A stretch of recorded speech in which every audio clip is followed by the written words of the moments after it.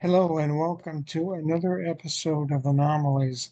I try to explain what an anomaly is, and sometimes I feel like I do a good job, and sometimes I feel like I'm not doing a good job. An anomaly to me is something that's not expected, something that's kind of out of sync or new or different. And so today we have a show that definitely falls in that category.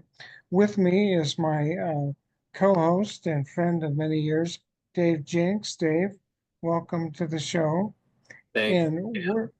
we're going to be talking UFOs, which you and I have an interest in, and we're going to be talking to Christian Stepien from the UFO National UFO Reporting Center, um, and he's the kind of guy that if you want to talk UFOs, you have a conversation with him.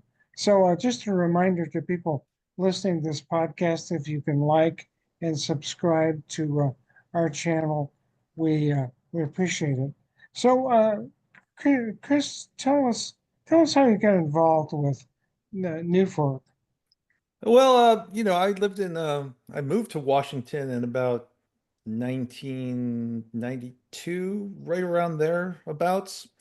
And I had always been interested in UFOs, so I headed straight for the Washington MUFON group, which happened to be right around the corner from where I lived, which was great. And I don't know, that day it was run by Marilyn Childs, who was the state director. And she had a pretty good UFO pedigree. She was involved in some of the original horse mutilation cases and things, and she'd been around a long time. And at that time, Robert Gribble, who was a Seattle firefighter, had been running the National UFO Reporting Center since 1974. And he had started it by literally printing rolls of stickers that said National UFO Reporting Center 206-722-3000 on them and mailing them to every, air traffic control center, every police All department, every sheriff's department, anywhere he could think of. And sure enough, people stuck these on the wall next to the phones. And then when people would report UFOs, and typically people called the local police department or, the local airport or something like that, they'd look over, see the sticker, and they would call Bob. And Bob started getting barraged by phone calls. And there's some amazing actually recordings of some of Bob's original cases and some of the telephone conversations he had on our site that you can see if you go to the data bank. So after 20 years of this, Bob had had enough. And in 1994, he basically said, I'm done. And Peter happened to be around. This was, in the MUFON group and heard that and said, well, Bob, I'll take over. And Bob said, it's all yours, Peter. And the rest is history. Peter's been director ever since. And right at that time, I approached Peter, who I knew from the MUFON group, and said, look, Peter, there's a new thing out here called the World Wide Web. I'm a software guy. I can put all of this information into a database instead of, um, having boxes and boxes of files and boxes of tape recordings and things like Bob did. And we can put this on the web and let people see what's going on. So from day one, we were there. I think our first reports started coming in to the database in 1995, and you can go to our site and see those, and they were up there for everybody to see. So that's how I met Peter, and that's how I got started. And so, did you have an interest in UFOs prior to Oh, me? yeah, Yeah. absolutely. I was I grew up back east. I grew up in Buffalo, New York, and then I lived in Cleveland. I moved to Cleveland for college, and I was involved with UFOs in Cleveland. And I was one of these guys who read every book that you could find on UFOs, watched every TV program you could find on UFOs, and just was fascinated by the subject. It was, to me, it was, one of the most incredible things you could study. What could be more dramatic than aliens, visitors from outer space or wherever the heck they're coming from. So, yeah, I had been interested, but this was the first time I actually got officially involved with somebody on that one. Jeez. Okay. Um, we were talking before the Mhm. recording that I am involved in a group that does a CE5 contact, Right. and so I told Chris about that, about the person that had uh, a sighting that occurred almost the day after our CE5 group, and Mm-hmm. he had a really positive experience. Kind of tell us how NUFORC works. So if somebody has a UFO sighting, they can contact you by phone or by email. Just talk a little bit about the Yeah, process. it's extremely simple. There's a phone number and there's a website. So most people find us through the website, and if they've seen a UFO, they'll go onto Google and type report a UFO, where do I report a UFO? And we'll pop right up, National UFO Reporting Center. We're also recommended by the FAA and a lot of, sometimes if people will call their local police departments, like in the original days, they'll refer them to NUFORC as well.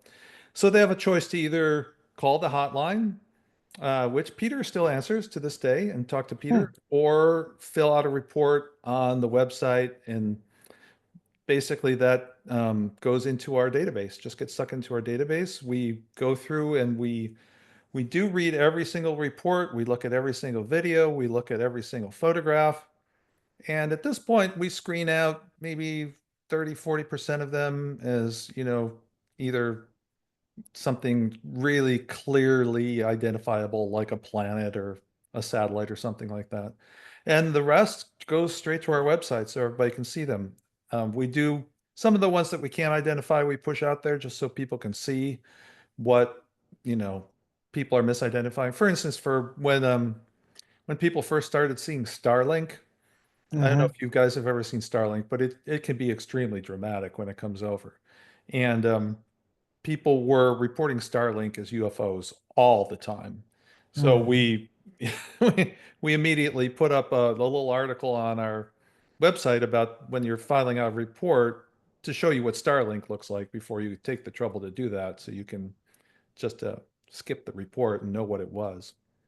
So that's it. It's simple. It's a phone number, it's a website, and it's really easy to file a report. And it's easy to find. Now, as opposed to MUFON, you don't ever have anybody go out and investigate We a do. site. You do. We Well, do talk about that. actually. Talk about that. And that is new. For most of our history, we did not do that. We did do some. As a matter of fact, Peter and I remember we went out and investigated a cattle mutilation once that was reported to us in Washington. Hmm. And, we would go look at, sometimes call people back. Peter has certainly called a lot of people back and talked to them to get more information on the cases. But we now have an investigator in Oregon who's an ex-police detective who's doing a lot of follow-up on cases for us and writing up investigation reports. And another, you may know her, Linda Thompson. She was an ex-MUFON field investigator, is doing some follow-up for us and investigating some cases as well. And we plan on building that up and getting more investigators involved. So Oh, cool. that's what we're Dave, why doing. don't you jump in here? Don't let me monopolize the conversation there. Well, I do have a Peter Davenport anecdote, and Okay. I don't know if Christian sufficiently uh, explained who Peter is, because he's been a very prominent figure in the Yeah. whole UFO issue for as long as I can remember, 30 plus years. And I was fortunate enough to have met him, I think, in 1999. My wife Okay.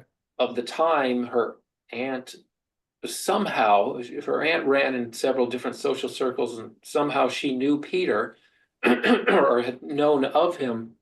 And I expressed my interest because I was writing a book at that time that was heavily UFO based stuff, Yeah. and so I'm like, oh, Peter, because I had seen him at MUFON meetings. I think I'd heard him Hmm. on Coast to Coast with Art Bell, probably, different places.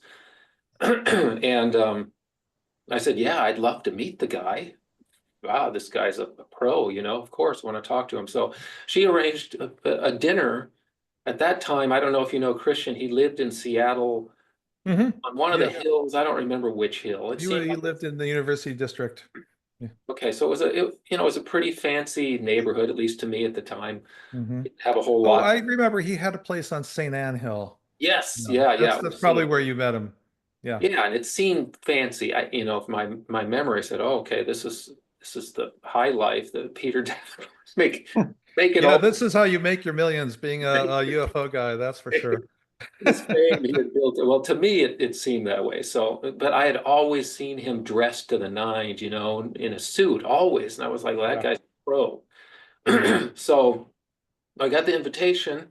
We set the time up Friday night, Saturday night, whatever it was, and I got my best suit out, which was my only suit, and it That's wasn't great. a good one either. Probably cost $120 or something like that. But I dressed up because I was going to meet the guy. Mm-hmm. So we got ready. We showed up at his door. He opened the door, and he's in sweatpants. Oh, That's a great story. sweatpants. I Yeah. I mean, I was thrown off from the moment I arrived at his house because I'm like, wait a minute, this is Peter Davenport. He's wearing sweats. So I felt, never, needless to say, I felt very overdressed the entire evening, but he did show me a good time. He had very strong opinions. He had a Yeah. meteorite that he showed me, and he told me all about this meteorite. Mm-hmm. And it was a good, very different persona from what he projected in public, at least from what I had seen. So my question here, arising out of this little anecdote here, Christian, is what is Peter like behind the scenes? You've known him for 30 Oh, plus he's years. wonderful. I mean, like you said, he's one amazing thing about Peter is he always amazes me how many friends he has and how many people will go out of their way to do anything for the guy. He's just a real genuine human being and fascinating. Peter, he has this encyclopedic um, memory. What always amazed me by Peter is you could ask him about any UFO case from 10, 15, 20, 30, 50 years ago. And he would just rattle off every single statistic, every detail about it. Like, he had just picked up a book and read it yesterday. I mean, his mind was incredible for facts and statistics and dates and times and descriptions and names, all of that. Um, so that's, I think, was made him a great UFO director of National UFO Reporting Center because that's what we're all about is cases and facts and incidents and things like that. So Peter, I think after you met him, I'm not sure what year he moved out to Eastern Washington. He had this Yeah, hankering to own an old decommissioned Atlas missile site. right. And I so think he I bought heard of one. that. And he Yeah. still has it to this day. And I've been out there several times. It's an incredible thing to see. It's just Where can you tell it's us in where that it's is? in Harrington, Uh, Washington. because I grew So he up, doesn't live there. He lives in a house in Harrington, but it's a probably a 10-minute drive to his missile site. I And grew up in Eastern Washington. I've actually oh, did been you? to Harrington. Oh, I really? rode Yeah. there with my friends once, trying to meet some girls there or something. It's not a It's very an interesting place to try and meet Yeah, girls I mean, it was after, Yeah. after having been there. a long drive to get there and Yeah. very small town. So he lives Yeah, in it's tiny. Yeah, and I don't know if you remember the golf course there, but he lives right next to the golf course. oh, Yeah. So his backyard is very on the golf course. vaguely. So, so Okay. what does he use the missile silo? If he doesn't Mhm. live Storage, in the basically storage? storage. Yeah, okay. Yeah. Yeah. So that's a bit eccentric, Peter, I think he intended to try and convert it, when he first bought it into something that he could possibly live in, but that is a daunting Mhm. process, and it requires a lot of money. Um, he took me on a tour. He had there's about six of these sites that are kind of circled around Harrington, and he took me to a friend of his house that actually had fixed one up, and it was spectacular. You went inside and you would think you were in a luxury home, Wow. without any windows, of course, but it was Mm. beautiful. But the guy had spent probably $1 million fixing it up, and Hmm. yeah, it was So really nice. So that's you what a tell lot of us? people, there's a market for that kind of thing. A lot of people who, want to ride out doomsday when it comes by these old sites because you've got what, 6-foot thick concrete blast walls that nothing's going to get through, and you're deep down inside the earth. They're amazing places. Peter still has some of the original the gantry that would roll the missile out. It has the Really? original blast doors. It has all of that stuff. So he's ready for when the drones descend or the aliens. Well, I mean, this is a heck of a year. That's a great segue into yeah. what's going on today, and I'm sure that you are just as interested as we are. And before we go there, though, I wanted to ask, is how is Peter now, though? I've heard that he's in less than perfect health. Can you give us an Yeah, update? he's getting elderly. He just had his 75th birthday Mm-hmm. about a few weeks ago. So he's getting elderly and his health is declining. He's having some health issues, Mm-hmm. but he's hanging in there. He's So still he's still answering the phone, he you said. still answers the phone. Yeah. He'll Amazing. talk to anybody who has a UFO report to tell him. Well, that's great to And hear. there's no better person to talk to than Peter, Right. the Yeah. reporter Right. UFO. That's as good as it gets. Let's So, go back to NUFORC for a hmm. second before we get into what we think is going on with UFOs. Okay. So there are reports by state. I think I told you I was teaching a class on Hmm. UFOs, and I had my students go to NUFORC website and pick something out of Washington. But you have UFO reports from all throughout the United States, correct? All over the world. Oh, Not just all the over the United world. States. Yeah. I don't know if you've seen the site lately, but there's a map out there with a globe that you can spin around and you can see where all their UFO reports have come from everywhere. Everywhere on the Wow. planet, even Antarctica. I mean, they come in Wow. from everywhere. Wow. Which is kind of a comment about the the fact that UFOs seem to be everywhere. Um, Hmm. Go ahead, Dave. Oh, I, yeah. I just, Speaking of, I mean, we can't gloss over the service that NUFORC has done for us just in terms of, categorizing this phenomenon. And I want to know, Christian, what has fallen out of the data here? I mean, Peter is you must have run some sort of, regression analysis on stuff, at least look at trends and numbers. And I know you've talked about you talked about different types of craft. At least I've seen Hmm. a discussion before, and triangles show up a lot. I mean, after you rule out Starlink and whatever other things, what Yeah. trends are there that would you, Well, hang your hat on? the trends right now, obviously, are the drones and orbs. Those are the two big things. Drones, orbs. They're just coming in from everywhere. And in um, around mid-November, our report volume about tripled, you know, wow, almost overnight. So that's when the drones were started to be sighted in New Jersey. And what we found was the drones weren't just being sighted in New Jersey, they were actually being seen all over the country and even all over the world. And prior to New Jersey, there was a wave of drone sightings over in the UK, over some of our Air Force bases in UK, like Lakenheath. And back in 2019, there was a drone wave of very similar over eastern Colorado and western Nebraska, where drones were seen for basically what's really interesting is it was the same time period. It was like November, December into early January they were seen, and then they kind of disappeared.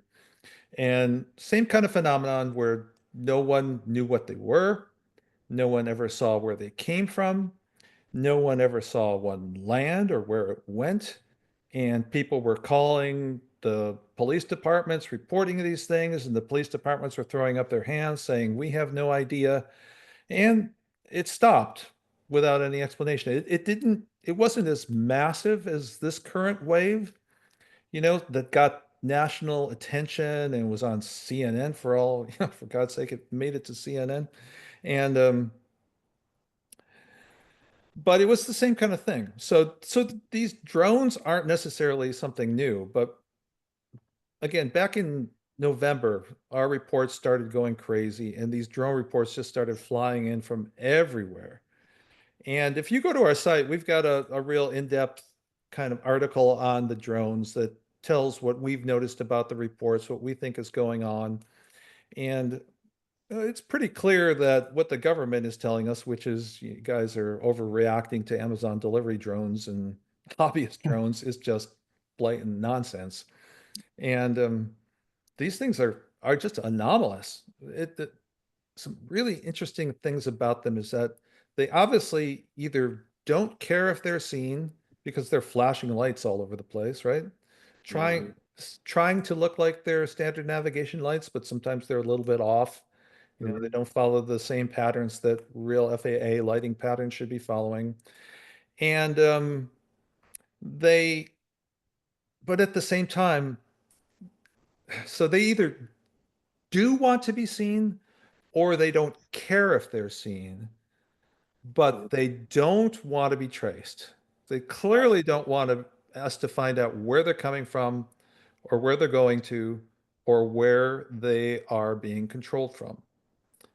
And they do anomalous things. People, the Ocean Shores, New Jersey Police Department looked at them through infrared cameras and couldn't see them, Mhm. which is extremely anomalous because anything that has a motor should have a heat signature and show Hmm. up on infrared, and they did not. So that basically breaks some basic laws of thermodynamics. They should be broadcasting a radio frequency ID or infrared, whatever, a radio, I Yeah, believe, yeah, by it's called. FCC regulations, right? Isn't there something that they need to be at least a drone of a certain size? Yes. Any drone that weighs more than, say, your computer keyboard Mhm. needs to, by law, be constantly broadcasting what's called a remote ID.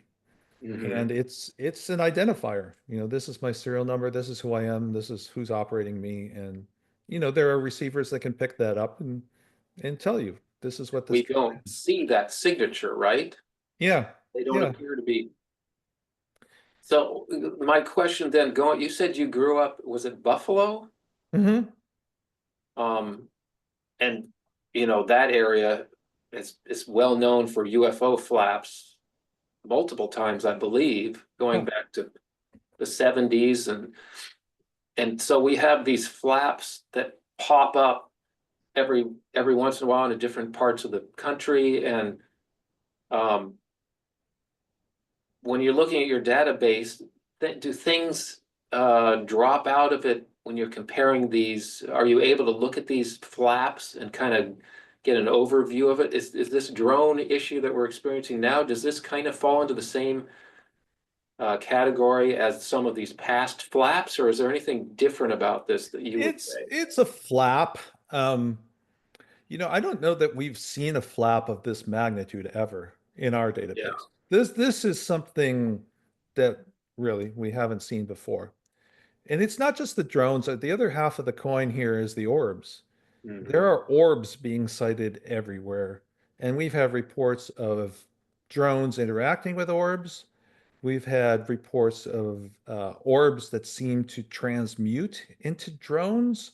Hmm. Um, all kinds of strange things. Now, that could be a case of somebody seeing something approaching with a light that looks like an orb and turning, and then you're seeing the lights. But some of these cases, some of the videos just seem to be really strange. Like there is some kind of transformation going on. Some of the drones are absolutely silent. Some make a sound. Interestingly enough, one of the reports came in and the guy said, yeah, it kind of sounded like a drone, but it sounded like somebody was trying to fake the sound of a drone. Like they were playing a recording of a drone. That's how he Hmm. described it.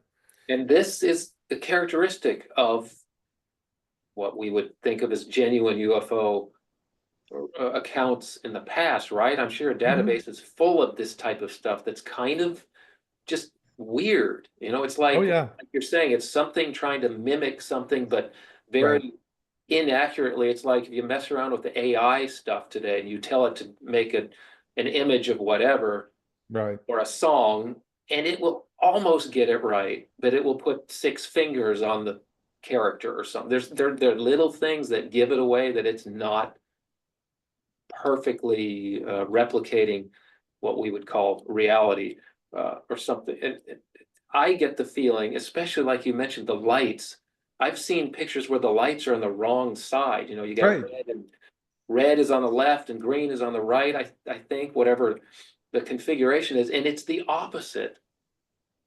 And it's like, if you're gonna try to spoof or fool somebody, you got to get the lights right, at least, right? I mean, that's the Yeah. simplest thing. So what does this tell you about this phenomenon? Does this tell you that it's some other type of intelligence that's trying to fool us? Is it purposely there to make us ask questions? Or what's your best guess as far as that goes? Maybe too early in the game, I understand that, but It's, how do you feel about that part? I'll tell you, it's just bizarre. Mm-hmm. It defies explanation. It really does. If it's aliens, it's bizarre behavior, right? Yeah. I mean, why would an alien want to fly a ship around that looks like a drone until it show everybody that they're there and, you know, act like one of our craft and then disappear? What's the motivation? That's where I completely draw blanks when I try and explain the why. There's just Hmm. no good answer for why. Um, let's go down the human route. Let's say it's human. So these things are the size of cars, SUVs. We've had reports of some of the size of buses. And it's Wow. hard to judge size of something at distance, but it's pretty well known that they're at least as big as a car. Now, the amount of power it takes to keep something in the air, and these have been seen in the air for 5, 6 hours at a time, is incredible. That is a massive drone with a massive power source on it. And for somebody, some organization, um, it almost sounds like a James Bond villain is the only Hmm. plausible explanation behind it, because it would take so much money and so much effort and um, just so many people would have to be involved to be flying these fleets of drones. In New Jersey, they saw fleets of 50 of these things coming in off the ocean at a Wow. time. And these are seen, but we're seen by the Coast Guard. I mean, this isn't, just crazy people reporting. This is the Coast Guard, the police departments, the mayors out there have seen them themselves. The mayors got together. They were really upset because the government wasn't telling them what was going on. And they had them flying over the Picatinny Arsenal. They were flying over all kinds of sensitive sites, power stations, things like that. So they were clearly posing a threat, what you would think was a threat. And we couldn't do anything about it. And so the Well, government comes out, the yeah. spokesman comes out on CNN and says nothing to worry about. It's all misidentifications of, again, Amazon delivery drones or airplanes or something like that. And Now there's something it's very just interesting that I crazy. that struck me. Um, One of the earlier interviews of President Trump, well, President-elect Trump at that point, and he has this demeanor that's kind of aloof and Mhm. not real sincere. Sometimes it's kind of just what I say is, just believe me. I don't need I don't need to prove it or whatever. It's devoid sometimes of emotion and whatever. That's just what he will project sometimes. But when the issue of the drones came up, and they mentioned that the drones had made their presence known at above what's Trump's property. Bedminster. Yeah, yeah. The golf course. Yeah. I swear, watching that interview closely, you could see what looked like a shift in his demeanor and his Hmm. internal processing, where he looked genuinely terrified inside. I mean, you Hmm. could see it in his face that his presidential, facade dropped for a little bit, and he kind of just drifted off into, there are drones over my property. And he said something like, I'm not going out to New Jersey, Yeah. implying because of that. So there is kind of this underlying threat. Obviously, it seems to be a benign threat. I mean, they're just hanging out there. They're not shooting missiles. They're not Yeah. doing anything that's an overt threat to us, but just hanging out and having their presence be known. Like you're saying, Christian, is just very bizarre. But it really kind of smacks of some sort of psyop. I have to say, I don't know what other conclusion you come to Yeah. for what means.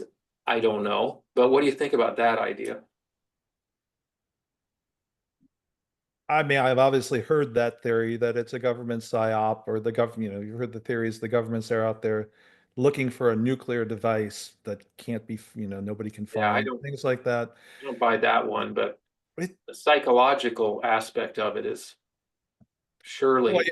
all I can say is if that's true, it's just extremely sinister. What kind of a psyop?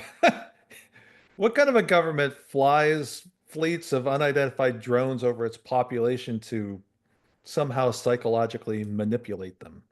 That is just, first of all, again, you get to motivation. What Yeah. is the motivation?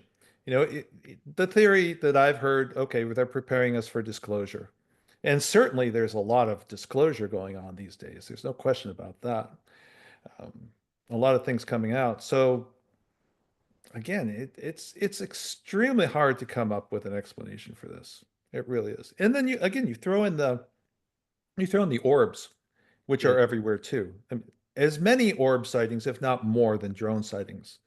And these orbs are plasma balls of energy and light, anywhere this from the size of a basketball to the size of a car themselves. And we've Wow. had reports of them fly, coming to people, approaching them, flying, actually going through the walls of their houses, flying down hallways, things like that.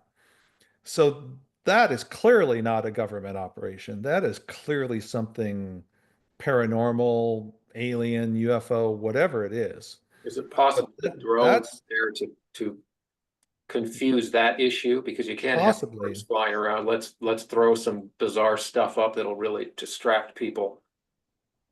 Maybe. Possibly, but I think, if that was their motivation, I almost think they're defeating their purpose, because all they're doing is attracting attention to this situation.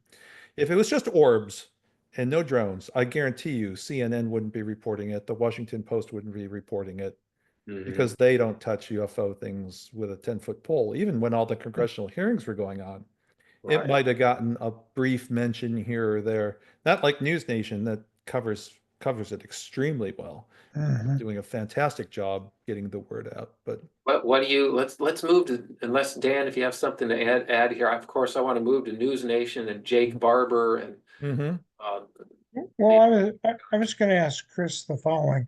Are there hot spots that seem to show up on the database where there seems to be a lot of activity versus not so much in the way of activity? We've done studies, people have done studies on this, trying to find hotspots. And it's again, aside from something like the Eastern Seaboard, New Jersey, Southern New York and Pennsylvania, the area where the drones are concentrated, it's extremely hard to find a hotspot. But there have been studies done where people look at the number of UFO sightings per capita population, because that Hmm. gives you a better idea. If more people are seeing UFOs, Right. then, just by the nature of it, where there are more people, there are going to be more UFO sightings. But if there's a greater statistical percentage, that might mean something. And even Arrow itself did a study on our data and came up with the conclusion that all they could find out was that people see more UFOs when they have a clearer view of the sky. It really Hmm. came down to that. So places like Eastern Washington, Eastern Oregon, Nevada, Hmm. unsurprisingly around Area 51, there were more, some of these less populated areas, people were seeing more UFOs. Even though there were less people and less UFO sightings overall, per capita, there were more. Hmm. The other question that comes to mind is in the sightings that NUFORC gets, you ever get any sightings of beings that Oh, are yeah. associated? Oh, absolutely. Talk about that Sure. a little bit. Talk about Well, what's kind of, we obviously get a lot more sightings of craft. We get a lot of sightings of any stars, things that look like stars that are making quick 90-degree turns, all the way Mhm. to, football field sized triangles or hovering over somebody's house. So we get the whole panoply Gamut. of craft sightings. But we do Hmm. get a lot of entity sightings as well. And people will see gray aliens, We've gotten reports of that. People have seen kind of shadowy figures.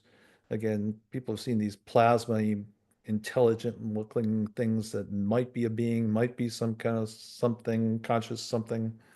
But as is typical with UFO abductions and things. We get a lot of reports with missing time. Somebody will be driving their car. They might see a craft and then they'll make a note. I got to my friend's house and I was there 2 hours later than I should have been, and I can't account for the time. But we don't get a lot of the details that you get when you really start interviewing abductees and doing hypnosis and things like that. Right. That doesn't generally come out, although it does sometimes. Sometimes people remember things and report to us. But we get some fascinating things. One that just came in last week, which we're about to do a big report on, in which we're hoping to get an interview with the witness, is a man who's an elderly man who was 4 years old when his dad took him out to the Roswell crash site. And he said he was there firsthand. He saw the aliens, he saw the crash ship, he described it, and he described what people commonly describe having seen at Roswell. Crash ship with alien bodies and lots of strange wires and tubes coming out of the crash. It was definitely damaged. So, these pieces of these old UFO cases still come out. There's a lot of elderly people out there who know things from the past. Some of the most interesting, flying saucer reports and entity reports come from people who are telling us about stuff that happened to them when they were a kid, and they're older now, and they just want to report it finally to somebody. And Dave, go ahead and get back to what you wanted to talk about. Well, Thanks, Chris. I guess I just having been in Washington for so long, in Eastern Washington, is there anything special about the Yakima area? I don't know of anything. That doesn't mean there isn't. Because I swear, every time I drive through there, I just get this feeling that there's some sort of underground, there's some sort of military Yakima, huh? installation.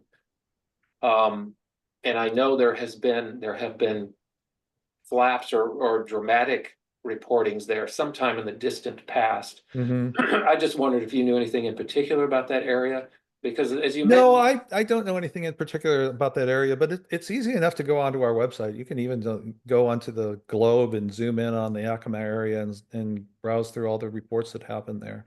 Yeah, it's a great resource. I've been there many times trying to figure out what's going on around me and elsewhere.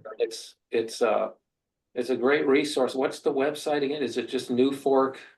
NUFORC.org, NUFORC.org. And you can also get there by UFOcenter.com. Okay, I'm going to have to replace my battery on my camera. Looks like it. Oh, okay. I'm sorry, guys. Well, Dan and I will. Recording? Oh, can you? We've had issues with our technology, so that's not a big deal. That's all right. Yeah, we can keep going. Dan, what else do you interests you about the whole? Well, I asked the question about hot spots and if there were creatures. I just kind of be interested as to Christian's ideas about what all this stuff means. What kind of conclusions can we draw about our interaction with things that aren't from our reality or from interplanetary beings, or what is this all about? That's the thing I'm kind of drawn to, and I don't know that there's an easy answer to that either. Give me 1 second, guys, while I don't think there is. and then I will jump back in and answer that question.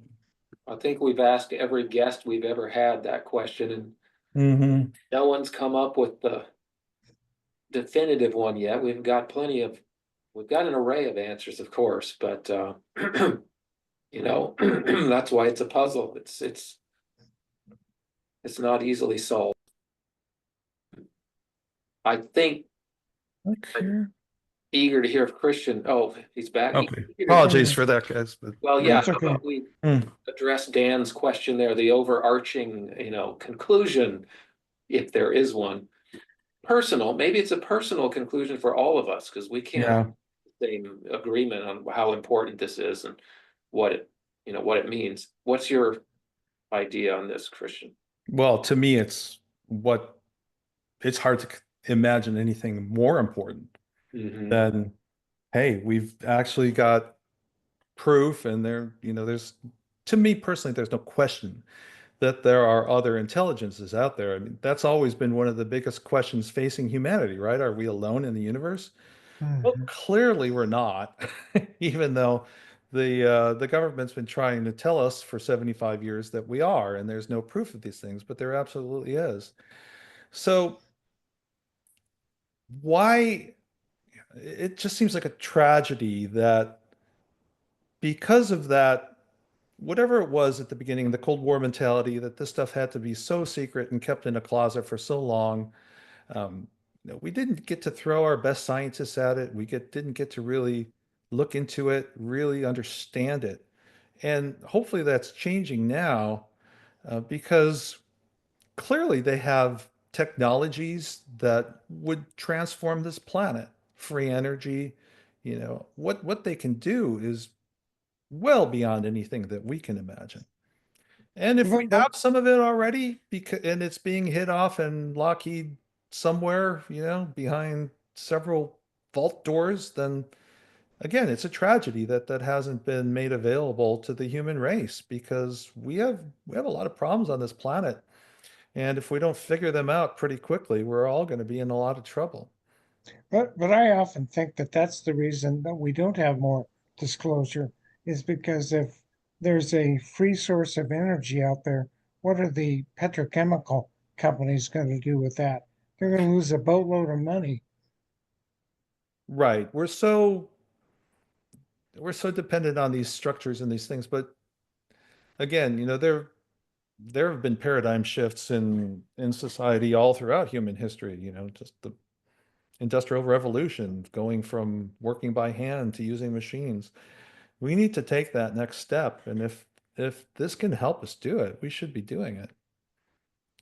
So it's, and then there's the whole paranormal aspect of the whole UFO phenomenon, which, as you guys well know, anybody who spends any time diving deep into UFOs quickly bumps into things that are extremely strange.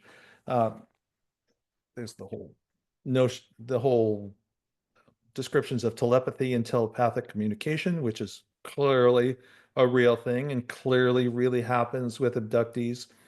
And Jake Barber is coming out and basically admitting that stuff right now with some of the revelations that he's giving to Ross Coulthart. Um, so telepathy, uh, mind control, these aliens seem to have the ability to take over your mind. I don't know how else to say it.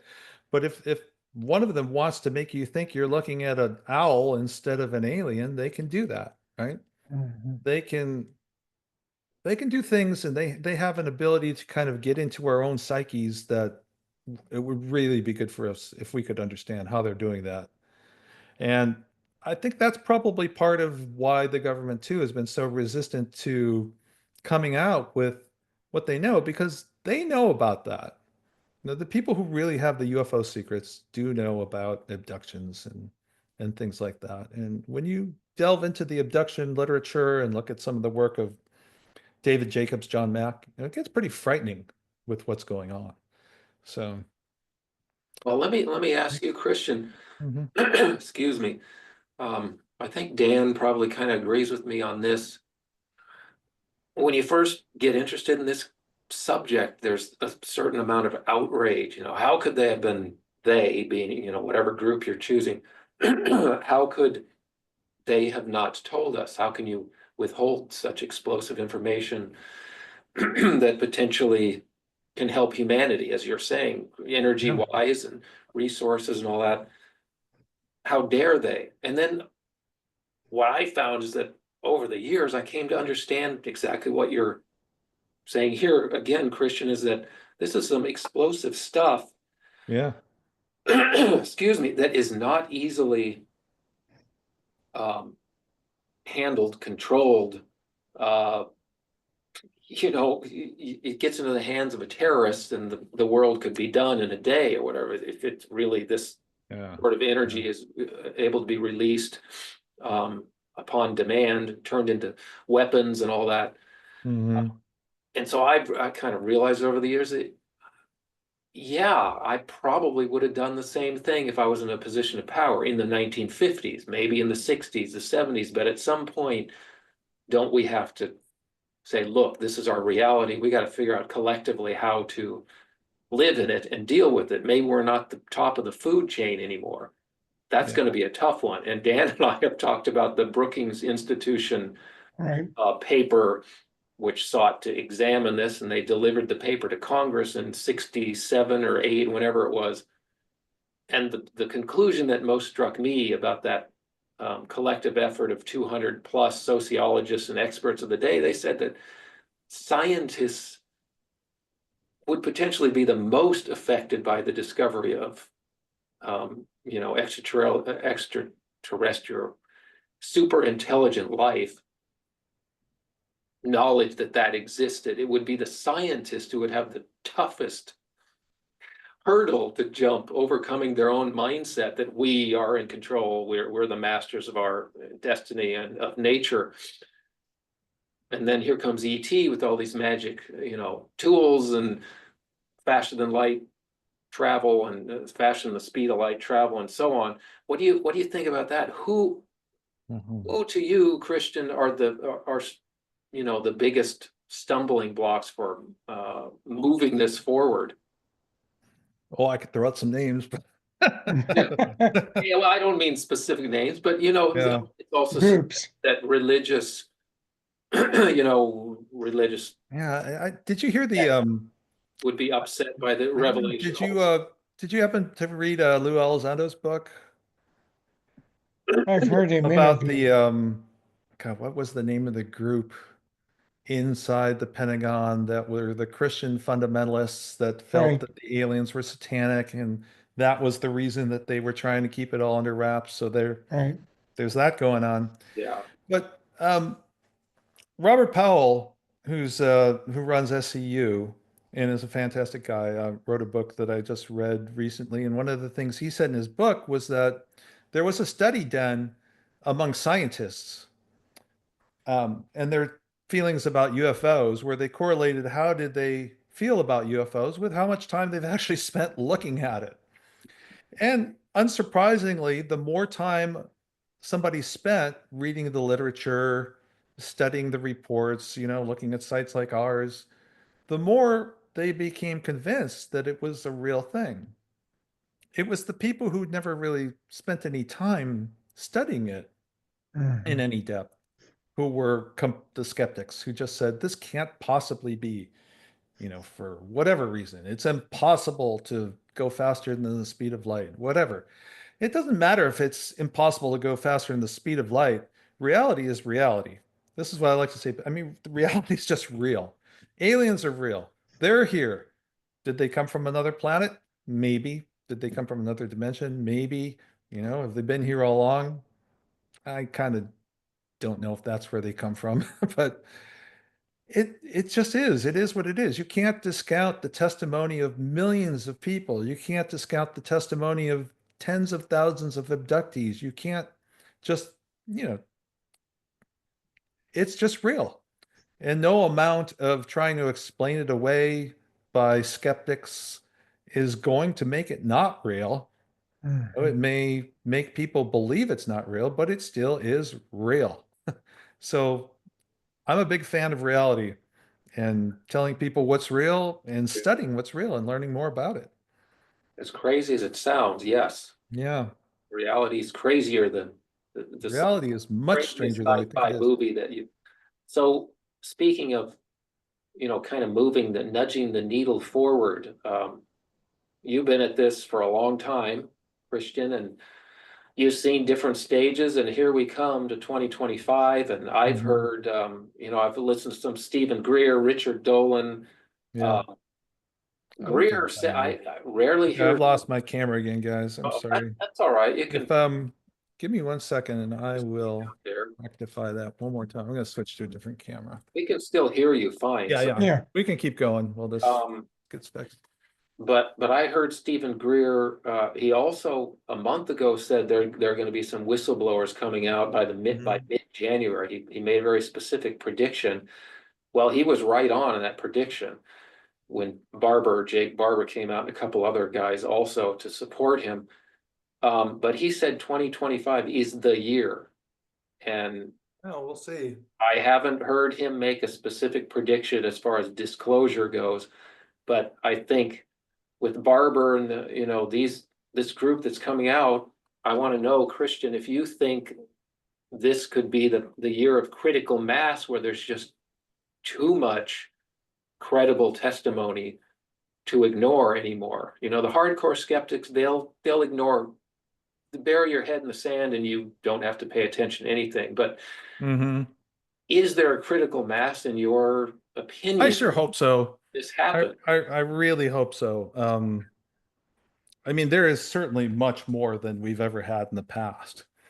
Yeah. With Dave Grush and then Jake Barber, and apparently there's some other ones that are lined up behind him ready to come out and reveal what they know.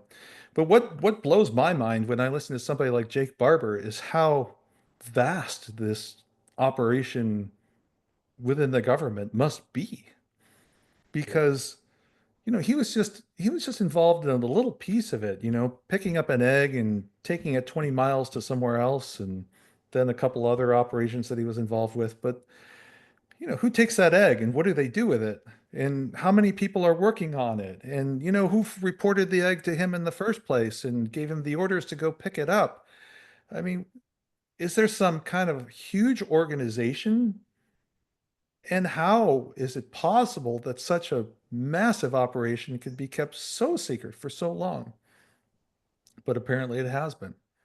Well, Dan's got a big background in sociology, and maybe he can explain to us how people can compartmentalize literally within government structure or quasi-government corporate structure. I think most of it's hidden in corporate entities because you can't send a information request to them, and you can't vote them in and out of office and whatever. Right. So they sequester it in these quasi-governmental entities. But mentally, Dan, how can we have such disparity in the way that people like the three of us view what's happening, and other people who just are clueless about it, don't give it a thought during the course of a day? Well, I think my other degree is in political science. So I kind of think about the current political climate in the United States and to kind of meld the political science and sociology together. Reality is socially constructed, meaning reality is what people say it is.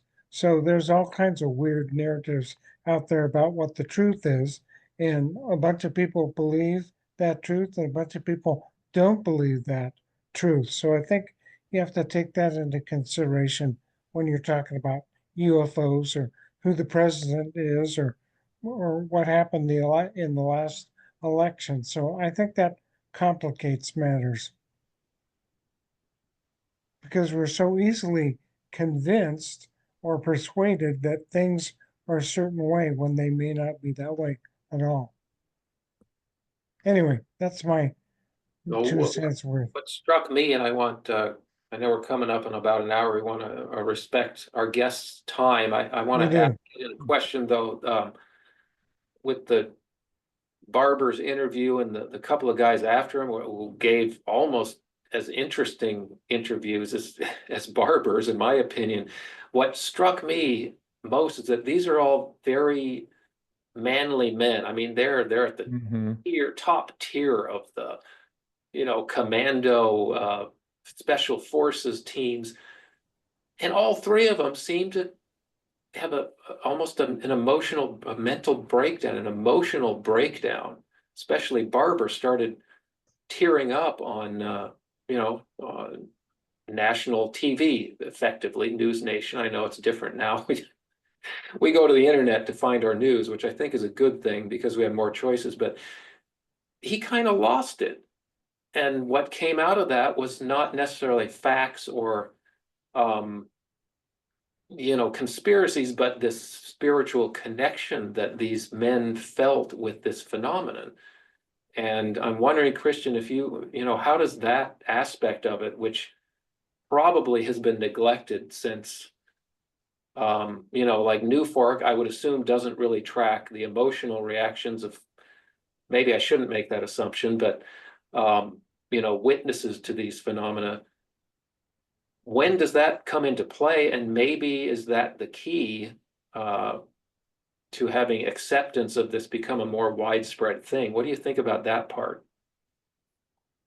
Well, you're right. We don't, you know, track individual cases by, emotional responses and things like that. But we get lots of cases where the people say things like, I felt this real sense of calm come over me. Hmm. Um, so, they were kind of almost like they were being told, Don't be afraid, it's okay." Now, to me, I'm still skeptical. Now, Jake Barber's experience was different than that. He had this deep emotional feeling of love. That is something we don't really hear very much. Mhm. Um, so how widespread that kind of thing is, but again, it goes back to the whole nature of the phenomenon as a psychic phenomenon, telepathy, emotional connection. I've been to many, many UFO conferences, and you run the gamut of people there from, the more nuts and bolts kind of UFO craft, enthusiasts, kind of like Newfork probably um, is more on that end of the spectrum. And then there are lots of people who are, feel like they're getting messages from aliens and have messages from humanity. There's a famous case in Africa at the Ariel School, which you probably Yeah, know about, where the we do. aliens gave the kids messages to, you have to protect the planet. That's extremely common. Uh, um, where, we're told we're messing this place up, we're destroying it, we're going to kill it. And if we don't stop, it's going to be a tragedy, not just for us, but for everybody. So, but, going back to the abduction phenomenon, the aliens certainly try and calm people down and give them these warm feelings and then do incredibly invasive things to them. So there's a question of trust. And it seems like there's different levels of aliens, there's different levels of beings. Um, it's not just one thing, it's a lot of different things and a lot of different types of interactions. And it's just vast. So again, the more time you spend delving into the subject, like Jacques Vallée said, the stranger it gets. It Mhm. just gets so bizarre. Back to your question about science and the attitudes of scientists. I mean, I have lots of friends who are scientists who just cannot wrap their heads around this. And there's this human tendency to just believe and feel that we know everything about everything, when history has proved throughout history We that we don't. know pretty much nothing about much. Yeah, And we're always discovering new things. And granted, we've made incredible progress in physics and technology and what we can do. But the human mind is still just the human mind, and it has its limitations. And there are levels of consciousness and things that are well beyond that I think some of these aliens possess and are able, they're on a different level than we are. I've had friends who, God, this is going back years and years and years ago. I was talking to some of my friends that had experiences, and they just said they were downloaded vast amounts of information, instantaneously. I mean, there's so many stories that are so strange that you just think that's just completely unbelievable, but there are just so many of them. I yeah. have a friend who was given um, ideas on how to write a new kind of database from from some kind of entity. And they did, and it was a remarkable advancement in database technology for its day. This was back in the 90s, and they made a company out of it and were really successful. So all kinds of strange things go on. And again, it's what's real is real, right? It's real stuff that's really happening. Yeah. Well, I want to be cognizant of the time element here too. Christian, thank you very much for coming on with us and spending some time and sharing about NUFORC. We're really appreciative of that. You didn't say one thing that I thought might be interesting to some people listening to this. You said you were trying to expand the personnel of Hmm. NUFORC that actually goes out and does stuff similar to what MUFON Field is Yeah. just to get if somebody's interested in that, do they contact Just send you? us an email. Send us an Okay, email and let us know, and we'll talk to you. okay, cool, cool. Well, I'd And like then to. the other thing I always like to wrap up these interviews with is to all your viewers, please, if you have seen something or you've had an experience, don't keep it to yourself. You go to the National UFO Reporting Center and file a report so that it's preserved. Our database is going to be out there for generations, hopefully. We've been in existence for 50 years. We want to take your story, we want to preserve it, and we add it to the record so that we can, the more we know about all these individual cases, the more we can understand about this phenomenon. So you can go to ufocenter.com or nuforc.org, or just search for National UFO Reporting Center. It's really easy to file a report, and we'll take it and be very grateful. Good advice. Yeah, this is the place to go for sure. And if you would, Christian, please extend my and Dan's appreciation Sure, I for will. doing this for so many decades and being the guy who Yeah. everyone knows is toiling away in his missile silo or whatever. Yeah. Oh, the one more, if you guys got another minute, there's one other Yeah. thing Yeah, I sure. should mention to you. Peter, another one of his great achievements, I think, is he wrote a paper on what's called passive radar. Mhm. Probably 20 years ago. He had this idea that you can act, he found that some companies were exploiting this for military purposes or whatever, but there's a type of radar that you can do that doesn't require a transmitter because it can work off signals being transmitted from TV towers, FM radio stations, other kinds of broadcasting equipment. And you can actually, with some clever software, um, pick up these signals bouncing off airplanes or drones or UFOs and track them. And a guy named Mitch Randall recently built a prototype of this with the Galileo project, and it looks like we may get some funding to actually build these units and start distributing them around the country Hmm. and build a network of sensors that people could put on their houses, on their roofs, and actually have real-time tracking of anything in the sky. Hmm. So if something went by at Mach 20, we would know. And that would go a long way towards, I think, convincing some of these skeptics. So we're holding out some hopes that this funding comes through and we can actually go ahead and do that. And that was always one of Peter's dreams, was to see that realized. He would always say, it's great that we've got all these stories, but this is the way to get the actual proof. So we're Yeah, trying to make that a reality. I remember him talking about that Yeah. actually. Whether it was when I would met him, I don't remember, but he had mentioned that before, probably in a MUFON meeting. Yeah. He And you gave said talks on MUFON about that.